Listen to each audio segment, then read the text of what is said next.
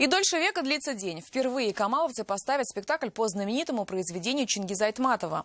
А всего в новом сезоне обещают 3 премьеры. А еще череда гастролей по России и зарубежью. Сегодня актеры вернулись с отпуска и уже приступили к репетиции. О том, что готовит новый сезон, Юлия Муратова.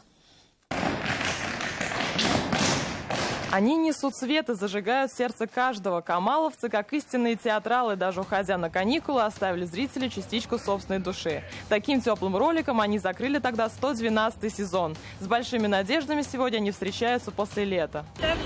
И так встречают каждого. В труппе их 60, а в коллективе 350. Актер Аиль Шамсуаров на работе сегодня с семейным подрядом. Жена переводчик, дочь занята в массовках. Первый рабочий день всей семьей встали с утра, сердца бьются трепетно, ожидают, чего-то ожидают. Ильгиз Зайниев говорит, отпуска почти не заметил. Планировал и прикидывал уже новые постановки. В этом сезоне под его авторством выходит премьера «Очарованный танцем».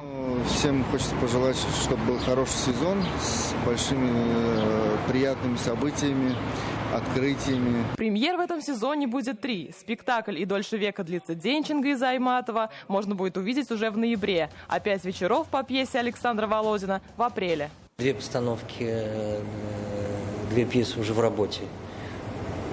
Одна по произведению Чингиза Айтматова, так как действительно этот год посвящен будет 19-й год Чингизу Айтматову. В межсезонье труппа съездила в Якутию. На сцене Аюнского театра они впервые выступили с постановками «Зитья Гаргири» и «Пришлый». В этом году график не менее насыщенный. Мы в сентябре едем в Ташкент.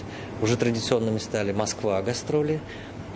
Уфа гастроли будут в феврале, и в апреле, в конце апреля мы выезжаем, приглашены опять уже 2-й раз на фестиваль в Будапешт. Впереди 4-й международный фестиваль тюркских народов. О том, с каким спектаклем выступят и как распределят роли, пока неизвестно, но примут участие непременно с одной из лучших постановок.